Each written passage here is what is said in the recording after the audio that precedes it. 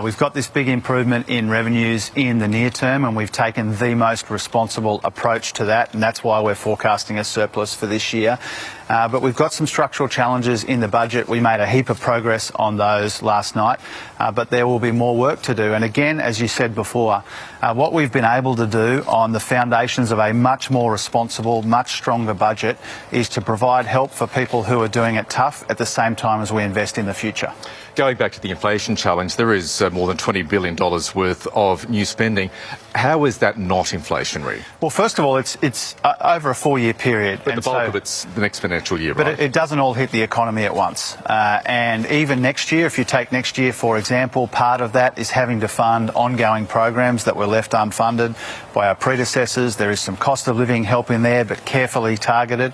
There's the impact of the small business tax breaks that we announced last night as well. And so broadly across the economy, we don't expect to be adding to these inflationary pressures. In fact, our energy bill relief combined with our price caps to get those price rises a bit down in the energy market, they're actually taking some of the sting out of inflation next year. But they're rebates. It's not a cash splash, so to speak, but it's $500 a year for people who get those concessions. They will still have $500 extra to spend, therefore potentially fueling inflation. Is that a concern? Well, when we sat around the cabinet table and put the finishing touches on this budget, the defining influence on the budget was inflation. It guided the way that we designed and carefully calibrated the cost of living package, the way that we're investing in the supply side of the economy, and the substantial restraint and discipline that we've exerted onto this budget. And so what we've been able to do is hand down a budget which is designed to take some of the sting out of whether it's energy prices, rent with the rent assistance, or out-of-pocket health costs. Those are the three most problematic areas when it comes to inflation. We've dealt with them in a targeted way, in a way that takes some of the edge off cost of living pressures rather than add to them. JobSeeker, $40 extra a fortnight, $2.85 a day. Is that really the best a wealthy country can do for its most vulnerable people?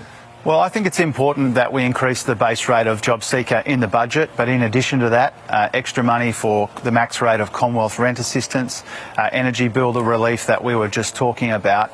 And so what we've tried to do is do as much as we can without blowing the budget, without adding substantially to these inflationary pressures in the economy.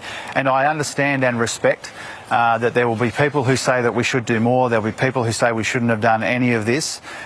We've done what we can, and also a lot of people who are eligible for one of these payment increases in the budget would be eligible for 2 or more of these increases as well, so you need to look right across the cost of living package. OK, now you've brought down the age threshold where the higher JobSeeker rate kicks in from 60 to 55. Why have you done that?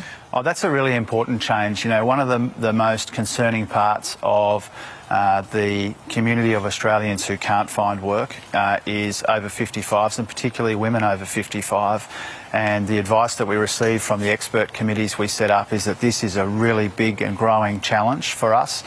It is harder and harder, particularly for women over 55, to get back into work, big increases in homelessness and the like, and so we've tried to provide some extra help there.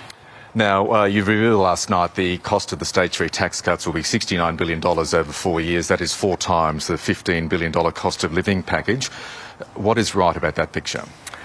Oh, well, I was asked yesterday how much they cost, and because there's an extra year of these tax cuts in the forward estimates, then it's a bigger number than it was last time. You can see the disparity, though, between those figures and how that would be viewed by people. Well, first of all, those tax cuts kick in at $45,000, and I think it is important that we give back some of the bracket creep in the jargon, particularly to people on low and middle incomes. But we haven't changed our position on the stage 3 tax cuts. What we have done in the budget last night is to provide some help for people who are doing it toughest, the most vulnerable people in our community, and that shows where our priorities lie. So they're here to stay? Well, we haven't changed our position. They don't come in for more than a year now. They haven't actually been a focus of the deliberations for this budget at all. And just very quickly, you talked about the difficult decisions potentially in the year ahead. We do know that the structural deficit is still a big issue. 2 questions. Did you miss an opportunity on that front last night? And what pain potentially is coming up for Australians in the next budget? Well, first of all, we made big progress on the structural challenge in the budget last night. If you look at the 10-year profile of our debt, for example, responsible. We're avoiding hundreds of billions of dollars in debt and something like $83 billion just on interest payments alone on that debt because of our responsible economic management. So we made some progress, but there is more to do. We dealt with, one of the biggest growing costs in the budget was actually how much interest we pay on that debt we inherited.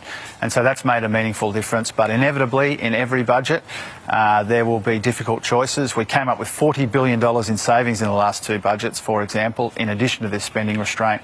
And that will put us on a much more sustainable footing, not for its own sake, but so that we can help people in our community and invest in their future.